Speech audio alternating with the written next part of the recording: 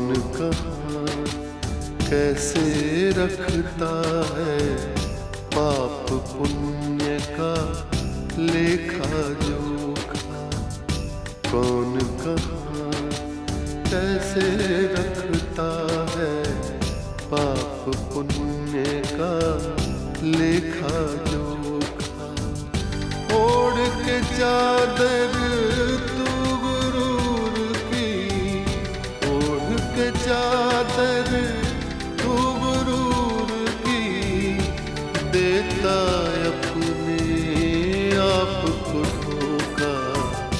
कौन कहाँ कौन कहाँ कौन कहाँ कौन कहाँ। मैं ले आऊंगी उसे, और अगर वो नहीं आई तो ये माँ जिसने उसे जन्म दिया है, जिसने उसे पाला पोसा है, अपने ही हाथों से अपनी बेटी का गला घोट दूंगी। बालेश्वर तुम्हें कल के ख्वाब नहीं दिखाएगा। बोलो, जल्दी बोलो, कितना इन्वेस्टमेंट चाहिए तुम्हें? सर, ये चैलेंज है मेरे लिए। मुझे पूरा भरोसा है कि कैलाश नारायण जी हमारे चैनल पर अवश्य आए। तो ठीक है, आप अपनी बहन के बारे में सोचिए, तड़पिए, रोइए, और अगर इनसे कुछ सॉल्यूशन निकल जाए तो जरूर करिए। भैया आप भी ना, आप अगर इसी तरह बहन की ससुराल में रोज रोज आओगे तो आपकी बहन आपकी खातिर कैसे करेगी?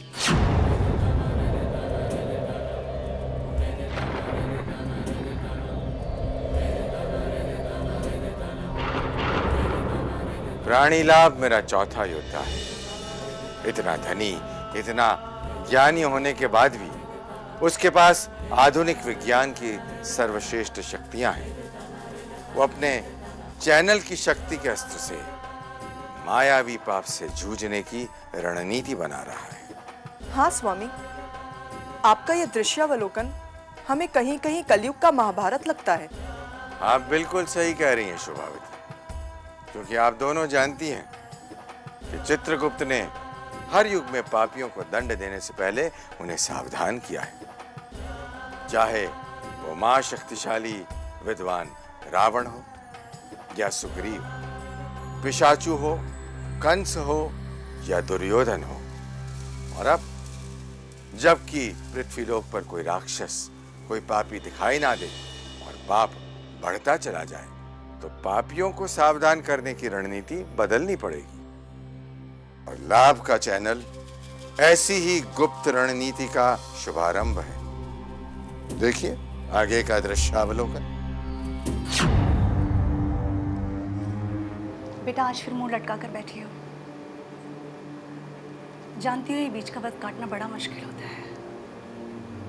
एग्रीमेंट साइन हो गया, वो भी केके की फिल्म का एग्रीमेंट, लेकिन फिल्म शुरू नहीं हो रही। इसी बीच बेचैनी होती है, छटपटाहट होती है। एक तरफ ख्वाब है तो दूसरी तरफ ख्वाब के टूट जाने का डर। माँ, मेरी समझ में नहीं आ रहा है कि केके साहब जैसे क्रिएटिव डायरेक्टर को सब्जेक्ट क्यों नहीं मिल रहा है। मैं कब तक इंतजार करूंगी? जब फोन करो तब एक ही जवाब, मीरा धैर्य रखो, मीरा धैर्य रखो, धैर्य रखो, माय फुट। ऐसे नहीं बोलते बेटा। अगर केके साहब अज्ञातवास पर है तो जरूर वो किसी सब्जेक्ट की तलाश में होंगे, और जिस दिन उन्हें सब्जेक्ट मिल जाएगा तो समझ, उस दिन तेरी लॉटरी निकल जाएगी। चलो माँ, कहीं बाहर घूमने चलते हैं। बाहर निकलेंगे तो थोड़ा मन बहलेगा। घर में बैठे बैठे बोर हो गई हूँ। हाँ मीरा, चल। आज तो मैं तुझे चलने के लिए कह सकती हूँ, क्योंकि तेरे हाथ में मोबाइल है तो कहीं से भी फ़ोन कर सकती है, और फिर केके भी तुझे कहीं से भी फ़ोन कर सकते हैं। हमारे टाइम में तो लैंडलाइन से चिपक कर बैठना पड़ता था कि कब फ़ोन की घंटी बजेगी और कब हमारी किस्मत के दरवाजे खुलेंगे। कितना बेचैन रहती थी मैं केके के फ़ोन के लिए। फ़ोन की घंटी बजती थी तो मैं दौड़ कर भागती थी कि शायद केके के ऑफिस से फ़ोन होगा, लेकिन या वो फ़ोन तो रॉन्ग नंबर होता था या किसी और का। कितने स्ट्रगल किए हैं ना माँ तुमने। मैं तुम्हारी जगह होती तो शायद ये फिल्म लाइन कब का छोड़ चुकी होती। मुझसे ये इंतज़ार करना, खुशामदें करना नहीं होता।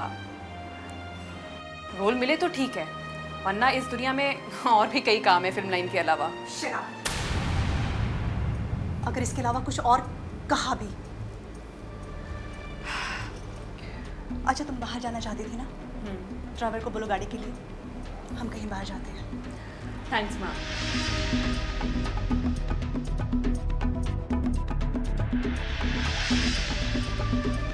ये मीरा में वो आँख क्यों नहीं है जो एक वक्त मुझ में थी, हीरोइन बनने की? लेकिन तकदीर वाली है मीरा, इसे वो हासिल हो गया जिसके लिए मैं जिंदगी भर तरसती रही। केके का कमिटमेंट, केके का एग्रीमेंट। पाप पुण्य का लेखा जोखा, पाप पुण्य का लेखा जोखा।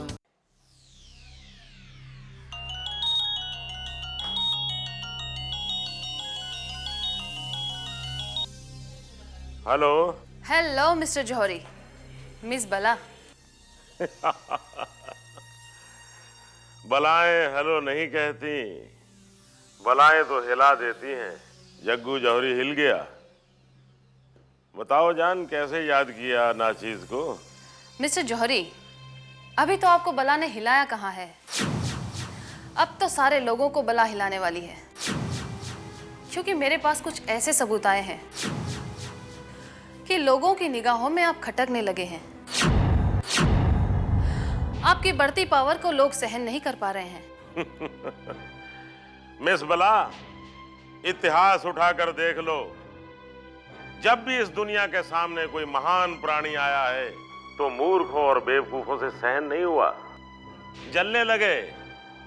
लेकिन मदमस्त हाथी चींटियों की परवाह नहीं करता, अपनी मस्त चाल चलता रहता है, क्योंकि जलने वाले जला करें, किस्मत हमारे साथ है।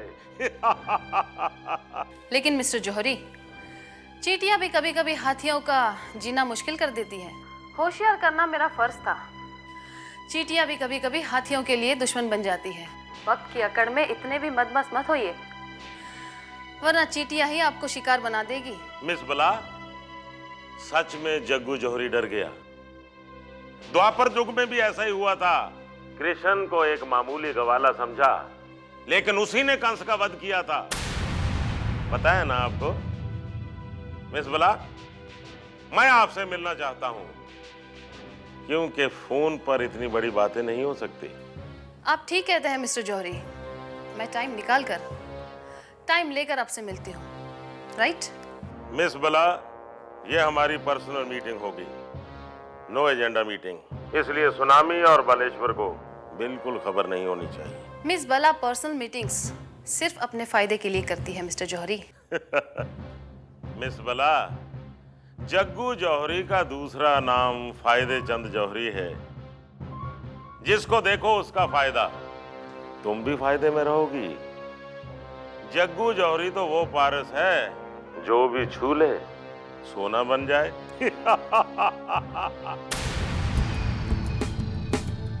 अब आया ऊंट पहाड़ के नीचे।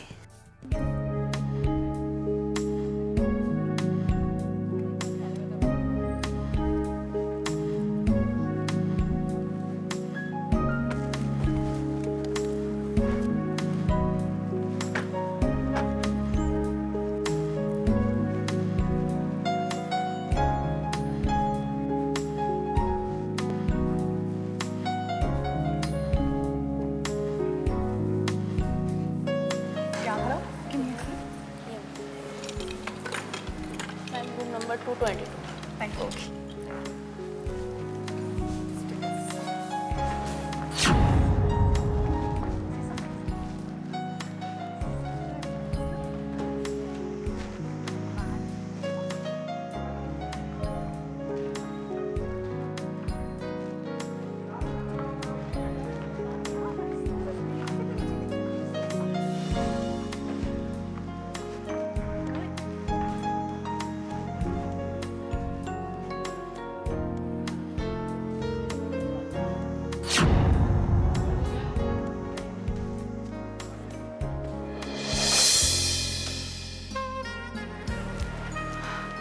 कितनी प्यारी जगह है माँ, कितनी शांति है यहाँ पर। This is wonderful. अरे माँ, मेरा मोबाइल दे देना, मैं उसे चार्ज करके रख देती हूँ, शायद केके साहब का फोन आ जाए। अरे ओ माय गॉड, मुझे लगता है कि मैं अपना पर्स शायद कार में या रिसेप्शन।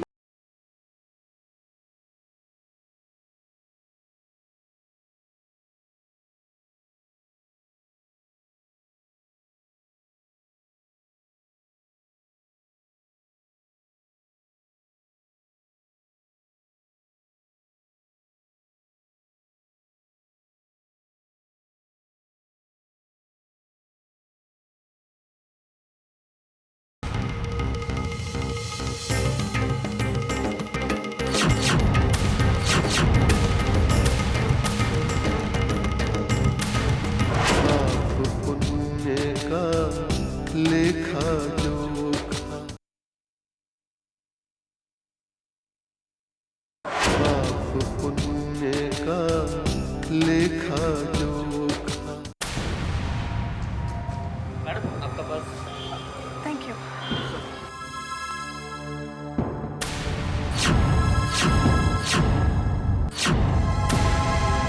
केके साहब, पहचाना आपने? मिस वीना? आप मिस कहाँ, मिसेस वीना कहिए। ओह, कितना वक्त गुजर गया वीना, कितना वक्त गुजर गया। बहुत सालों से दिखी नहीं तो लगा कि शायद तुम कहीं फॉरेन में सेटल्ड हो गई होगी, क्योंकि वीना अंधेरों में गुमनामी में रहने वाली औरत तो नहीं है। बस ऐसा ही समझ लीजिए। पर आप यहाँ कैसे? मैं यहाँ हूँ या यहाँ नहीं हूँ, के सब्जेक्ट की तलाश में अज्ञातवास पर भटक रहा हूँ। केके साहब, आपको और सब्जेक्ट की तलाश? आपके पास तो सब्जेक्ट का खजाना था, क्या हुआ, लुट गया या खाली हो गया? वीना, ना खजाना खाली हुआ ना खजाना लुटा, बस ऊपर वाला उस खजाने की चाबी नहीं दे रहा है, क्योंकि सब्जेक्ट उसका है, खजाना उसका।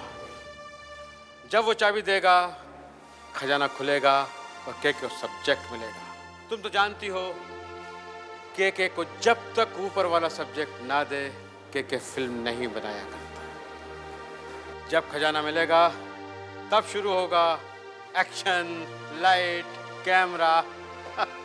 आप नहीं बदले केके साहब, वही दीवानगी, वही क्रिएटिविटी के लिए पागलपन। चलिए, मैं तो अभी यहाँ अभी आई हूँ, आप तो यही हैं, आपसे फिर मुलाकातें होंगी। रमता जोगी बहता पानी वक्त की राम कहानी है। देखो वीना, मैं तो जोगी की तरह भटक रहा हूँ। बहता पानी कहाँ मुड़ जाए पता नहीं। आज यहाँ हूँ, कल कहाँ पता नहीं। हो सकता है कि यहीं बस जाऊं और हो सकता है कहीं और निकल जाऊं। हाँ वीना, फिर भी वक्त ने जैसे आज हमें मिलाया है, फिर कभी मिलाएगा तो जरूर मिलेंगे, यहाँ या कहीं और।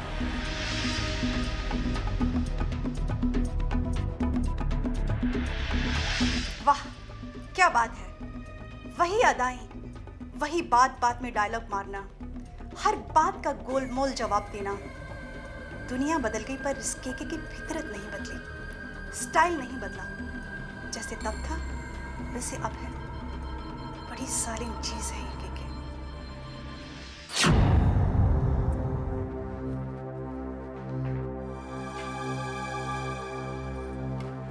क्या हुआ माँ, इतनी देर क्यों लगा दी आने में? कहाँ आ गए हम, मर गए। होटल में, और कहाँ? हो क्या गया है तुम्हें? वो केके भी इस होटल में ठहरा हुआ है। क्या? उसने पहचाना तो नहीं तुम्हें माँ? इतने सालों के बाद भी मेरा नाम उसकी जबान पर रटा हुआ है। मेरे तो कुछ समझ में नहीं आ रहा, अगर उसने हम दोनों को यहाँ देख लिया तो मेरे तो सारा प्लान चौपट हो जाएगा। कब तक रुका है वो यहाँ पर? हर बात घुमा फिरा कर देता है। पता नहीं, शायद मैं यहाँ रुक जाऊं, शायद मैं यहाँ से चला जाऊं। It's too much। ठीक है, हम मौका देखकर इस होटल को छोड़ देते हैं। नहीं बेटा, मैं भी इसी मौके की तलाश में थी। फिर हमें ऐसा मौका दोबारा कहाँ मिलेगा?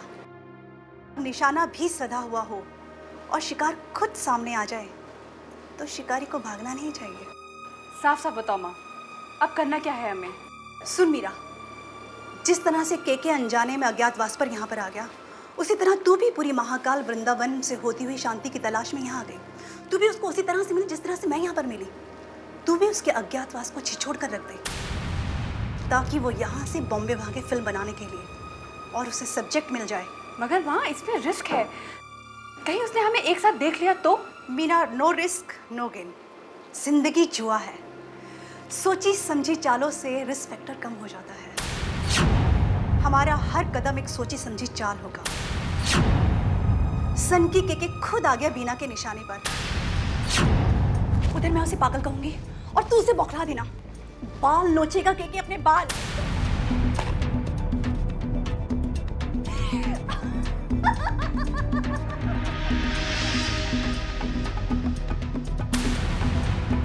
पाप पुण्य का लेखा जोखा,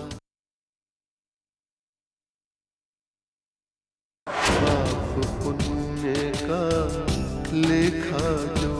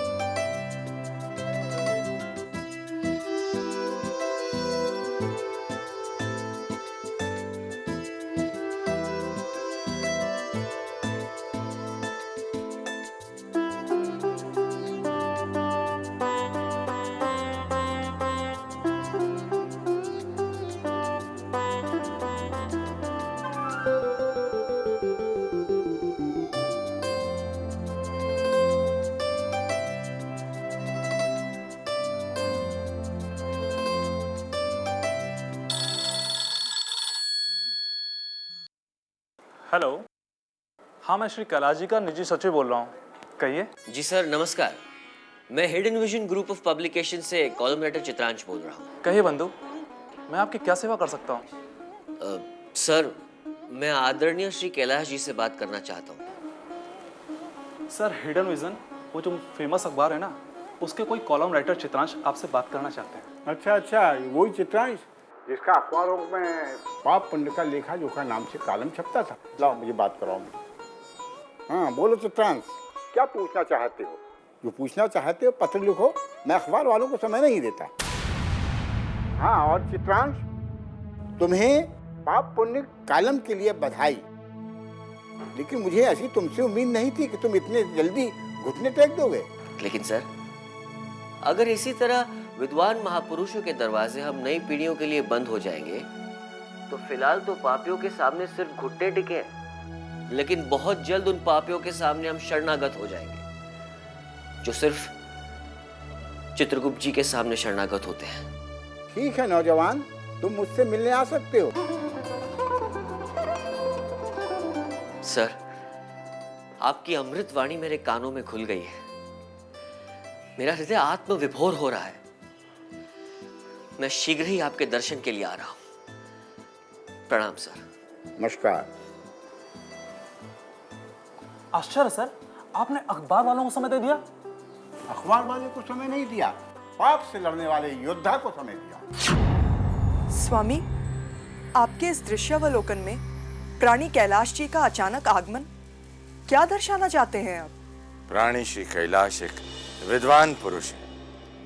उन्होंने मानव जाति के कल्याण के लिए तरह तरह का अनुसंधान किए हैं, परंतु क्या स्वामी? परंतु मायावी पाप की दृष्टि इस प्राणी पर भी पड़ गई है और मायावी पाप ने अपने षड्यंत्रों से इस विद्वान पुरुष के भावुक हृदय को तार तार कर दिया है, क्योंकि इस कलयुग में श्री कैलाश ही मायावी पाप के लिए सबसे बड़ी चुनौती बन रहा था।